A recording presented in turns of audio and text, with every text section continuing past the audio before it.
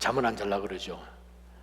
제가 예전에 있던 한 교회에서 그 집에 딸이 하나밖에 없는데 그 딸이 자라는 걸 보면 너무 재미난 거가 인생이 너무 즐거워서, 얘기는 한 4살, 5살 정도 되나? 인생이 너무 즐거워서 아침 일찍 일어나면 저녁 정말 잠을 잘하고 뭐 음식을 줘서 사탕을 내일 주겠다고 이렇게 약속을 하고 그 아이를 꼬시고 막 얼르고 달래고 그렇게 해도 잠을 안 자려고 하는 애를 제가 한번 본 적이 있어서 그렇습니다. 애들은 노는 게 너무 좋은 거예요. 하루해가 너무 빨리 가는 것 같은 거죠. 저녁에 정말 잠이 와도 막 눈을 막 이렇게 하고 놀려고 한다는 거죠. 인생이 즐거우니까. 그러다가 이제 청소년기를 지나면서 이제 그 생각이 조금씩 바뀌기 시작하죠. 공부하는 양도 많아지고 그러다 보면 인생이 그냥 예전처럼 어릴 때처럼 이렇게 놀고 즐겁고 하는 것만 아니구나. 청년의 시기를 지납니다. 현실감이 점점 더 다가오죠. 그러다 중년을 지나면서 와, 인생은 고해다. 너무 어렵다는 거예요. 정말 어떻게 인생이 이렇게 힘든 것인가? 정말 우리가 인생을 축제처럼 살 수 있단 말인가? 바로 그것이 우리 중년을 지나면서 우리는 그것이 정말 현실감 있게 저희의 삶 가운데 다가오지요. 그런데 사실 성경을 자세히 들여다보면 성경은 정말 우리로 하여금 인생을 축제처럼 즐기면서 살 수 있게끔 가르치시고 원래 그렇게 하나님께서 우리를 만드셨다는 것을 성경을 통해서 우리는 깨닫게 됩니다. 왜냐하면 모든 상황 속에서 주를 바라볼지라 하는 가운데서 모든 시선이 하나님께 있으며 하나님과 연관된 모든 것을 깨닫게 될 때에는 우리는 얼마든지 찬양하고 Enjoy Him forever. 웨스트민스터 소요리 문답 제1번처럼 우리 인간의 제1된 본분이 무엇이냐? 우리 인간의 제1된 본분은 하나님을 영화롭게 하고 그분을 영원토록 즐기는 것이 우리 인간의 본분이라는 거죠. 그래서 성경은 얼마든지 우리로 하여금 영적으로 깨워서 매일매일 삶이 정말 이 모험처럼 목숨을 거는 그러한 것이 아니라 아주 그냥 신나는 그러한 일들로만 채워진 그러한 인생으로 살 수 있게끔 하나님이 하셨다는 거죠. 근데 단서가 있습니다. 영적으로 깨어져 있지 않으면 우리가 절대로 우리 삶 가운데서 정말 인생을 축제처럼 살기가 정말 쉽지 않죠.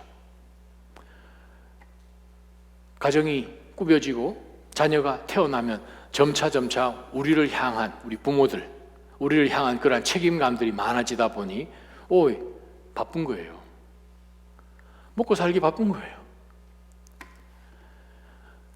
동물의 왕국에서 짐승들을 보게 되면 짐승들은 아침에 눈 뜨자마자 잘 때까지, 쉴 때까지 그들이 생각하는 것은 무조건 먹잇감을 찾는 거죠.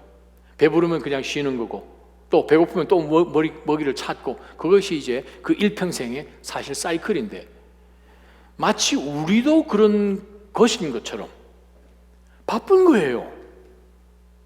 먹고 살기 바쁜 거예요. 뭔가 그렇게 바쁜지 막 쫓기다시피 산다는 거죠. 우리가 정말 영적으로 정신 차리지 않으면 상황이 얼마든지 우리를 푸시해서 우리로 하여금 그것에 눌려서 큰 바퀴가 뒤에 따라오면 빨리 안 달리면 그것에 깔릴까 봐, 바퀴가 앞으로 달려가면 우리가 그것을 못 쫓아갈까 봐, 나 혼자만 뒤처질까 봐 하는 가운데서 우리는 마음 가운데 크고 작은 여러 프레셔 때문에 우리는 하나님을 즐길 여유조차, 하나님 우리 가운데 이미 다 프로바이드 해주신 신령한 것들을 누릴 여유조차 우리는 정말 잃어버리기 쉽죠. 이번 주에 어느 한 성도님을 방문하면서 말씀을 제가 짧게 전할 기회가 있었는데 믿음이 있는 사람과 믿음이 없는 사람의 차이는 무엇입니까? 라는 질문으로 제가 짧게 말씀을 전해드렸어요. 믿음이 있는 사람과 믿음이 없는 사람의 차이는 우리가 현재 서 있는 이 시점에서 인생을 어떻게 현재를 해석하고 과거를 해석하고 미래를 해석하는가가 전혀 다르다는 거예요. 시편 71편을 보게 되면 두 종류의 사람이 분명하게 비교가 되어 있습니다. 믿음이 있는 사람은 현실은 어려워요. 현실을 부정하지는 않죠. 고난 가운데 있어요. 사람들은 나를 불쌍하게 생각을 하고 억울함 때문에 정말 자신이 어떻게 할 수 없을 그러한 처지 가운데 있지만 지금까지 하나님께서 이 순간까지 함께 하셨고 공급하셨고 보호해 주신 신실하신 하나님 때문에 지금 내가 억울함을 당하고 쫓김을 당하고 사람들로 하여금 손가락질 당하는 그런 순간이지만 얼마든지 하나님의 성품 때문에 이것이 바뀌어질 것을 알아서 아무것도 보여지지 않는 미래를 향해서 얼마든지 담대하게 나갈 수 있는 사람은 믿음이 있는 사람입니다. 근데 시편 71편에서 믿음 없는 사람의 특징은 무엇인가 하면 과거를 현재 시점에서 들여다봅니다. 보니까 요 모양 요 꼴인 것 같고 과거에 내가 이렇게 했으면 이렇게 할 걸, 지금쯤 이러지 않았을 텐데 하는 그러한 후회와 정말 이 자기 잘못을 대한 분노와 이러한 것들로 과거가 너무 싫은 거예요. 그래서 이 현재가 과거에 자기가 잘못하고 어떻게 하지 못했던 또 상황이 자기가 원했던 대로 되지 않아서 결과물인 것처럼 여겨지는데 미래를 들여다보니까 이건 미지수인 거예요. 자기가 할 수 있는 것이 하나도 없을 뿐더러 지금까지 해나온 것을 볼 때 이 미래에 소망이 없는 거예요. 그러다 보니 현재를 비관할 수밖에 없는 것이 믿음이 없는 사람의 특징이라는 거죠. 자, 사랑하는 나자인 성도 여러분, 성경은 창세기부터 요한계시록까지 우리가 예수 그리스도를 주인으로 삼고 시작된 그리스도의 사람들로 죄 가운데 사탄 가운데 빼앗겨서 진짜 하나님 우리 가운데 주신 그 기쁨들을 다 송두리째 날려버리고 살다가 예수 그리스도를 통하여서 우리의 원래에 있었던 스탠스를 그리스도 앞에서 하나님 안에서 하나님 자녀인 바로 그것을 되찾게 되어서 앞으로의 삶은 지금까지 모르고 살았던 그 삶이 아니라 하나님과 매일같이 말씀 나누고 보여주시고 또 안 보여지면 깨닫고 기도하고 하는 가운데서 조금씩 열어주시는 가운데서 주님의 페이스를 따라갈 때에 우리는 얼마든지 주님과 교제하면서 축제의 삶을 살 수 있는 거예요. 오늘 우리가 말씀을 한번 들여다보면서 마지막 우리가 이제 에스더 말씀을 이제 결론을 지어가는 그런 부분이고 다음번에 한번 10장이 더 남아 있습니다. 저희 교회가 2주 전부터 페이스북하고 인스타그램 이제 새로 시작을 했죠. 할 수 없어서 저도 다시 이제 페이스북을 시작을 10년 만에 안 하다가 했더니 여기저기서 이제 난리가 났어요. Oh, you are coming back? 그러면서 이제 사람들이 그냥 연락이 막 오고 난리가 났어요. 그러면서 제가 오래간만에 이제 들여다보면서 제가 느낀 것이 하나 있습니다.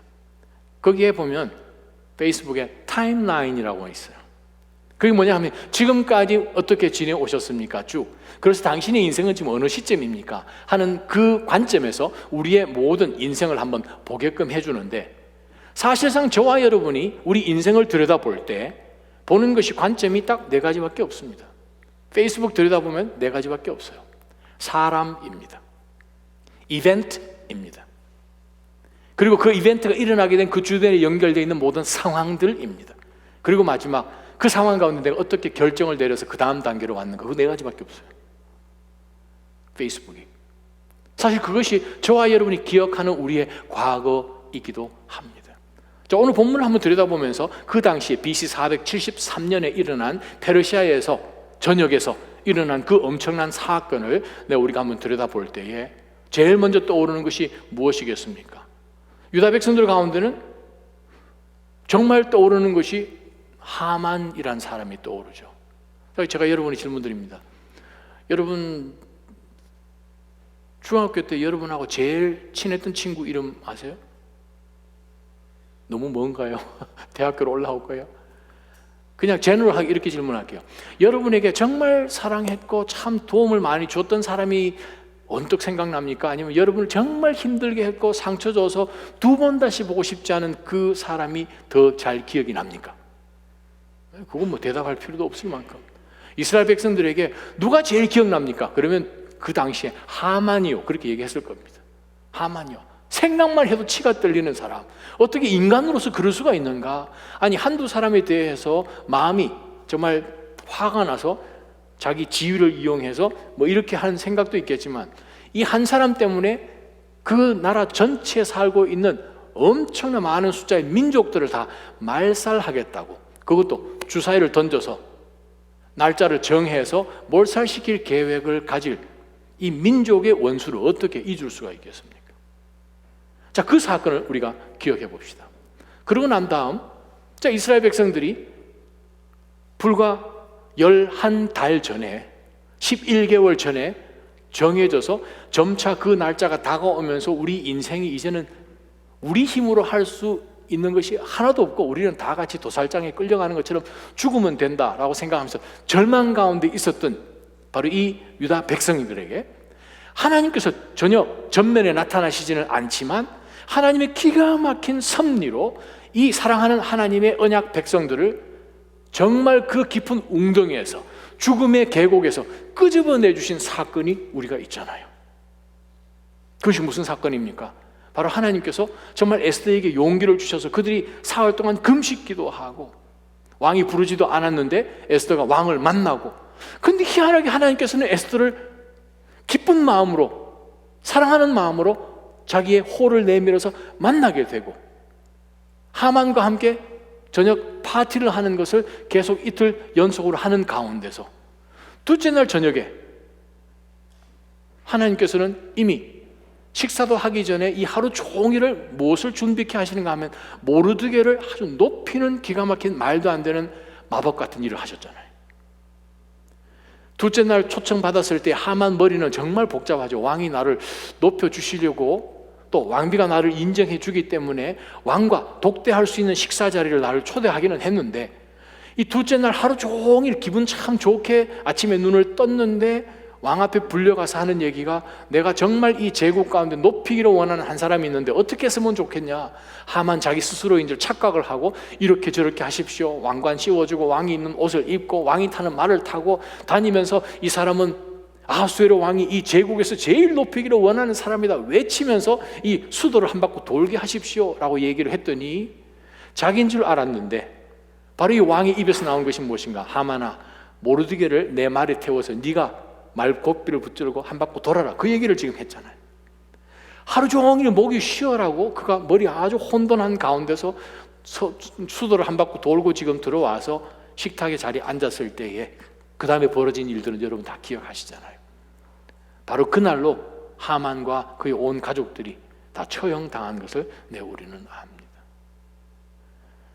그 11개월 피를 말리는 사건들이 벌어지는 가운데서 이미 왕의 조서는 발표되면 페르시아 국법상 그것을 번복할 수가 없는 상황이 되어서 왕도 어떻게 도와줄 수 없는 가운데 하나님이 지혜를 주셔서 또 다른 어명을 내려서 스스로 방어할 수 있는 권리를 유다 백성들에게 줌으로써 그들은 자신 스스로를 보호할 수 있는 그러한 일이 바로 이 불임절에 일어난 것을 우리는 지난 본문까지 읽었습니다.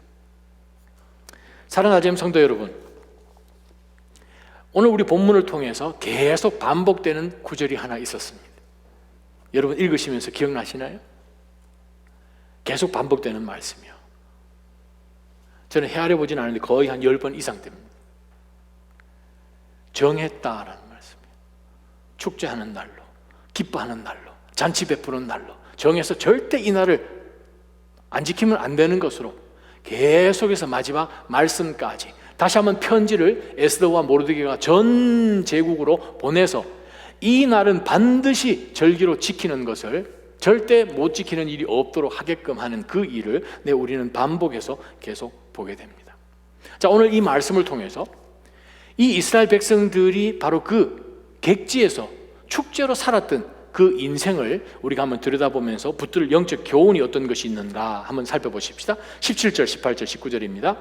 이것은 아달월 13일 일어났고 14일에는 그들이 쉬며 그날을 잔치하며 기뻐하는 날로 삼았습니다. 그러나 수산의 유다 사람들은 수산 궁이죠. 여름 궁입니다. 13일, 14일에 모였고 15일에는 쉬며 그날을 잔치하며 기뻐하는 날로 삼았습니다. 이렇게 해서 성벽이 없는 지방의 작은 마을에 사는 유다 사람들은 아달월 14일을 즐기며 잔치를 베풀고 그날을 축일로 삼고 서로 선물을 나누어 주었습니다. 요즘도 유대 사람들 모이면, 불임절에 모이면 그 사람들 서로 이제 선물 주잖아요. 사탕 주고 아니면 마시는 차 주고 이렇게 선물 지금까지 하고 있죠. 그런 지가 벌써 2500년 되네요. 그죠? 473년이니까 2492년인가요? 거의 2500년 동안 이 전통이 지금까지 내려오고, 이 전통이 유대인의 전통이 아니라 저와 여러분의 전통이 되었습니다. 왜? 우리가 믿음으로 아브라함의 자손이 되었어요. 우리는 어디서부터 구원을 받았습니까? 우리의 하만은 누구였습니까? 우리를 속였고 우리를 말살하려던 바로 마귀의 바로 그 권세, 사탄이잖아요. 사탄을 통해서 우리는 즐길 수 없는 인생인 줄 알고 저희는 살다가 예수 그리스도를 만나고 그에게 뺏겼던 모든 것을 얻고 생명을 얻게 되었습니다. 자, 지금 이 모여있는 이 유다 사람들에게 17절부터 19절까지 나온 이 본문 가운데서 우리가 발견하는 것이 하나 있습니다. 그것이 뭔가? 그들이 죽었다가 살아났죠. 은혜를 깨달았죠. 은혜를 깨닫고 저들에게 주어진 새로운 복된 삶을 그들이 감사하면서 한 것이 있습니다. 공동체 안에서 기념했다는 거예요. 공동체 안에서 그들이 기뻐했다는 거예요. 그날을 그냥 잊어버리는 날로 생각하지 않고 은혜를 감사하는 날로 정했다는 거예요. 바로 이것이 우리 공동체가 모일 때마다 우리가 놓치지 말아야 할 probably 유일무이한 아마 태도일 것입니다. 저와 여러분이 오늘 저녁 금요 예배로 올라왔습니다. 오늘 이 저녁에 가장 중요한 우리 마음 가운데 있어야 되는 태도는 뭐냐 하면, 하나님께서 어떻게 나를 구해 주실 수 있었습니까? 하나님, 주님 때문에 제가 완전히 다른 인생을 살 수 있게끔 이번 한 주도 살아왔거든요. 하나님 앞에 나아가서 오늘 저녁에 정말 춤을 추며 축제일처럼 저는 그렇게 하나님 앞에 예배를 할 것입니다 하는 그 구원해 주신 그 은혜를 잊지 않고 공동체적으로 모여서 하나님 앞에 감사로 기념하는 것이 저와 여러분이 절대로 잊지 말아야 할 영적 교훈이라는 거죠. 다른 말을 한번 바꿔보겠습니다. 저와 여러분이 2500년 전 바로 이 페르시아로 가서 유다 백성들에게 어제 무슨 일이 일어났죠? 우리가 만약에 12일 정도 됐다, 아니면 15일 정도 됐다, 지난 날이든 바로 앞날이든 이 유대 사람들에게 묻습니다. 어떤 일이 벌어져서 앞으로 어떻게 될 것 같습니까? 혹은 어떤 일이 벌어져서 당신네들 다 구원 받았습니까? 하는 가운데서 정말 유다 사람들이 들떠서 온 제국이나 들썩들썩 하는데, 혹시라도 그 가운데 유다 몇몇 사람들이 저 정말 너무 바쁘거든요, 잠깐만요, 제가 어제 소를 몇 마리 샀는데 소를 좀 한번 트라이 해봐야 되겠습니다, 축제는 조금 있다가, 그러고 가는 사람이 있을까요? 회사에 정말 큰 일이 벌어져서 너무너무 중요한 일이 벌어졌어요, 잠깐만요 하면서 지금 유다 백성들 춤을 추고 잔치를 베푸고 축제하는데 회사로 막 달려가는 사람이 있었을까요? 저 요즘 너무 피곤해요, 그래서 그냥 가족들과 좀 시간 좀 보내려고요, 오붓하게 우리가 시간 좀 어디 가서 휴가를 좀 즐기고 오겠습니다, 그럴 사람이 있었을까요? 무슨 말인지 이해되시죠? 우리 삶 가운데서 하나님을 즐기고 하나님을 영화롭게 하는 그것이 다른 어떤 것과 비교할 때 우선순위에서 절대로 밀리지 않아야 된다는 거예요. 바로 그것을 유다 백성들이 한 거잖아요. 구원받았으니까. 구원받은 그 감동이 시간이 흘러도 절대로 절감되지 않기를 주님의 이름으로 축원합니다. 이 푸르라는 거죠. 원래 이제 부림이라고 하는데, 푸르란 말은 이 주사위 던지다 그 뜻이죠. 그래서 지금도 이스라엘 백성들이 이제 불임절 되면 이제 주사위를 던지고 그들이 가족별로 다 모여서 에스더서를 1장부터 마지막 장까지 읽습니다. 요즘 이제 재미난 것은 이 유다 이스라엘 후손들이 이제 모여가지고 에스더서를 읽으면 가족들이고 애들이고 다 앉아가지고 그 집에 이제 할아버지나 제일 장자 되시는 분이 이제 그걸 읽잖아요. 읽으면 하만이란 이름이 나오면 우 이렇게 합니다. 사람들이 우 하고 막 휘바람 하고 하만이란 이름 나오면, 모르드게 나오면 으아 하는 것이 지금 2500년 동안의 유대 전통입니다. 혹시라도 원래는 벌써 지나갔지만 3월 20일, 21일인데 내년에 혹시 여기 앞에 시나고가 하나 있잖아요, 버링턴 시나고가, 거기 가가지고 불임절 할 때 저 혹시 참여하면 안 되겠습니까? 그들 얼마든지 참여하라 하거든요. 한번 참석해 봤으면 좋겠습니다. 정말이에요. 2500년이 지났는데 우리는 구원받은 지 100년도 안 되잖아요. 근데 어느 순간에 감동이 사라졌다. 우리가 언제 구원받았는지 가물가물하다는 거예요. 바로 이 오늘 본문 말씀을 통해서 공동체적으로 구원받은 그것을 감사하며 하나님 앞에 나아간 그것을, 사랑하는 나자님 성도 여러분, 저희가 그것을 절대 놓치지 말기를 주님의 이름으로 축원합니다. 왜요? 은혜 받았으면, 은혜 받은 사람은 하나님 앞에 다른 것을 구하지 않습니다. 찬양하고요, 예배하고요, 축제하고요, 축일로 삼아서 서로 선물을 주고 그냥 돌아보고 하는 가운데서 감사하면서 막 나가는 그것 외에 죽다 살았는데 그 사람들이 다른 것 원하지 않는 거예요. 근데 어느 순간에 우리는 하나님이 우리를 사랑하셔서 모든 것 다 허락하시고 나니까 다른 게 자꾸 눈에 들어오는 거예요. 그러다 보니 인생이 하나님과 즐김 가운데서 축제로 사는 것보다는 좀 더 움켜줬으면 좋겠고 좀 더 누렸으면 좋겠고 하는 가운데서 우리가 잡은 것 같으나 그것을 다 잃어버리는 어리석음에 우리는 또다시 속고 있다는 거예요. 마치 하만이 살아서 돌아온 것처럼. 사랑하는 나자님 성도 여러분, 하나님 앞에 은혜 받은 것, 우리가 은혜 받은 것 무엇인지 알기 때문에 우리가 다른 것을 구하지 않고 하나님을 즐기시는, 그래야 매일매일이 축제같이 살기를 주님의 이름으로 축원합니다. 20절 한번 보십시다. 20절 보면 20절이 21절 22절 모르드게는 이 모든 일들을 기록해 원근 각처 아하수에로 왕의 통치구역 전역의 모든 유다 사람들에게 편지를 보내서 그들이 아달월 14일 15일을 해마다 절기로 지키게 했습니다. 유다 사람들이 그 원수들에게 안녕을 찾은 날로 그들의 슬픔이 바뀌어 기쁨이 되고 그 신음이 바뀌어 축제의 달이 되었기 때문입니다. 그는 그날을 잔치하며 기뻐하는 날로 지키고 서로 음식을 나누고 가난한 사람들에게 선물을 주라고 써 보냈습니다. 두 번째부터 희한한 교훈이 또 하나 있습니다. 축제, 우리가 인생을 아유 힘들어 라고 아니라 축제로 살 수 있는 비결이 여기 들어 있습니다. 그건 뭔가? 하나님께서 나에게 22절에 요약된 말씀처럼 원수들에게서 샬롬을 찾은 날, 슬픔에서 기쁨이 된 날, 신음에서 축제되는 날로 엄청난 구원의 역사를 주셨기 때문에 내가 지금 소유하고 누리는 이 모든 것은 하나님이 주신 것을 기억해서 그 은혜를 깨닫는 사람은요, 혹시라도 주변을 돌아보면서 더 하나님 앞에 힘을 다해서 누리고 찬양하고 즐겨야 되는데 가진 것이 없어서, 여유가 없어서, 좀 집에 즐기려고 좀 상위에 뭘 놔야 되는데 먹을 만한 음식이 너무나 적어서 그 사람들에게 즐거움을 극대화시켜주기 위해서 나보다 연약한 사람들을 돌아보라고 하나님이 말씀하시는 거예요. 왜? 공동체에 주신 은혜니까. 은혜는 구원은 개개인에게 하나님께서 부르십니다. 그런데 은혜는 구약이나 신약이나 항상 공동체로 나갑니다. 최소 단위의 공동체 가정이요, 큰 공동체 민족들입니다. 은혜는 나누는 거예요. 구제, 우리 어떤 외식적인 그런 표현으로 한두 번 할 수는 있어요. 그러나 정말 우리가 하나님께 은혜 받은 것을 우리가 정말 뼛속까지 기억을 한다면 우리 주변 가운데 늘 돌아보면서 그런 사람들에 대해서 눈이 감겨질 수가 없는 거죠. 한두 번 하는 그런 행위로서가 아니라 하나님을 즐기다 보니 주변 사람들에게 하나님을 더 즐길 수 있도록 내가 어떻게 하면 도와줄까 하는 가운데서 그들은 그날을 정해서 서로 선물을 나눠주고 또 가난한 사람들에게 선물을 줘서 그들의 그 기쁨을 극대화시킬 수 있게끔 그들이 공동체 가운데 나왔다는 거죠. 사랑하는 나자님 성도 여러분, 구원받으셨습니까?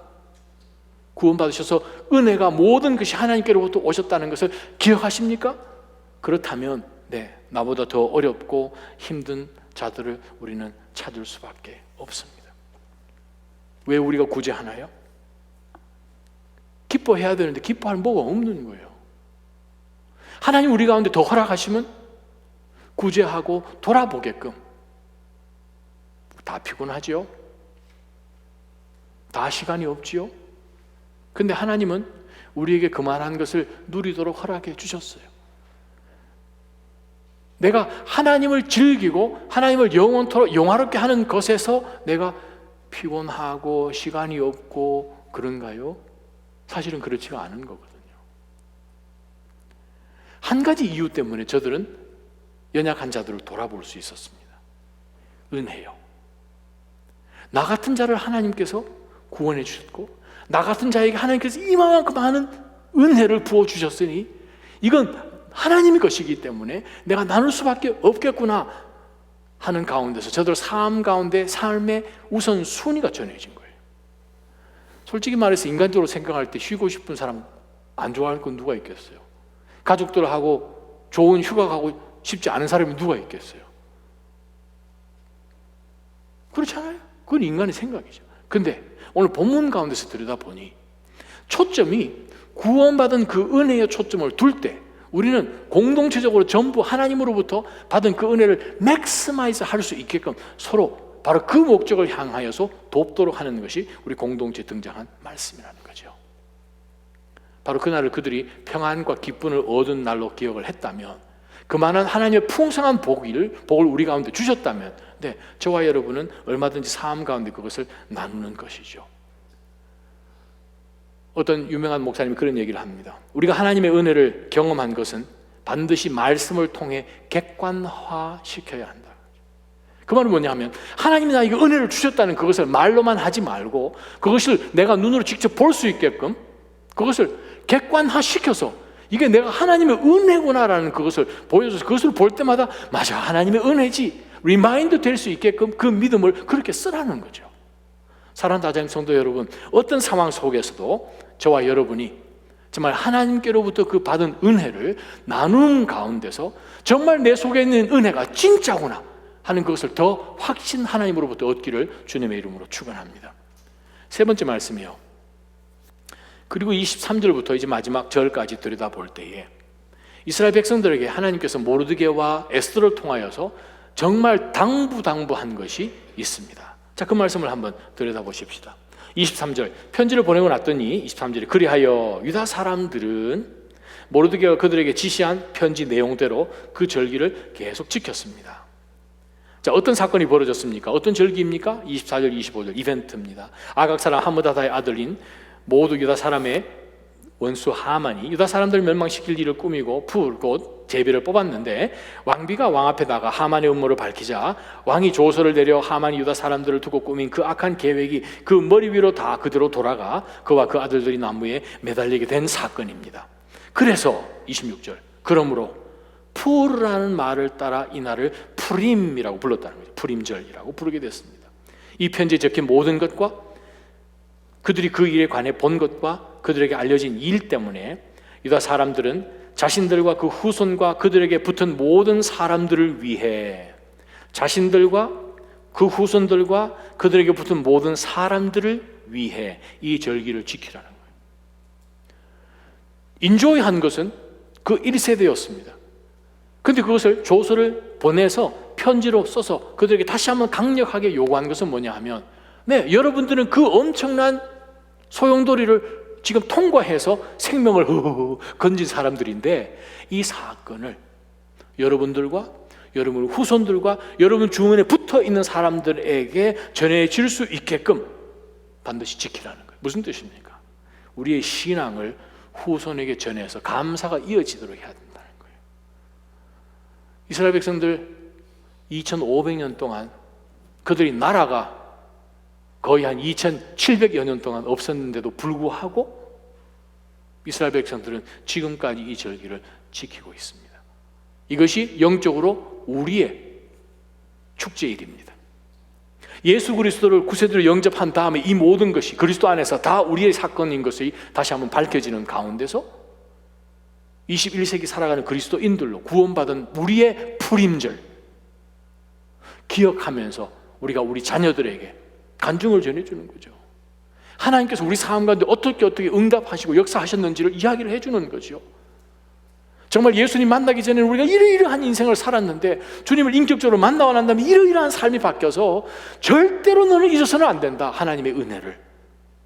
우리가 지금 이 자리에 있는 것 정말 하나님의 은혜이다 하는 그것을 이스라엘 백성들 후손들이 절대로 잊지 못하도록, 그리하여서 어린 아이들이 푸림절만 되면 할아버지 무릎팍에 앉아가지고 걔들이 뭐 안다고 3살, 2살 이런 애들이 하만 그러면은 얼마나 뛰어드는, 여러분 한번 보세요. 저도 한번 참석한 적이 있어가지고 눈에 생생한데 하만 이름 얘기하면 애들이 그냥 막 푹푹 나팔 불고 막 그러거든요. 피리 같은 거 불고. 그러다 모르드게 하면은 와우 하고, 그것이 온 가족이 그냥 죽이 맞아서 10장까지 읽었다고 생각해 보십시오. 그것을 이 아이들이 크는 순간 절대로 머릿속에서 떠나지 않습니다. 사랑하는 나자님 성도 여러분, 우리의 영적인 레거시, 유산을 우리 대에서 끝나는 것이 아니라 우리와 우리 후손들과 우리 주변에 붙어서 있는 모든 사람들에게까지 전해지게끔 틀림없이 저와 여러분 구원받은 그 은혜를 우리는 기억하고 즐겨야 합니다. 언제요? 매일매일이요. 구원의 은혜는 매일매일이잖아요. 바꿔서 하나님께서 우리에게 구원의 은혜를 주신 그것을 우리가 감사하며 구원의 은혜가 일주일 가운데 딱 하루만 내린다면 주일날만 예배하면 되겠죠. 그런데 여러분, 하나님 우리에게 주일날만 은혜 주기를 원하십니까? 주일부터 토요일까지 매일매일 은혜 주시기를 원하십니까? 매일매일이잖아요. 그러면 그 은혜 받은 사람들로서 우리는 그 은혜를 하나님 앞에 다시 한번 감사하는 가운데서 감사가 우리 가문 가운데 이어지게끔 해나가시기를 주님의 이름으로 축원합니다.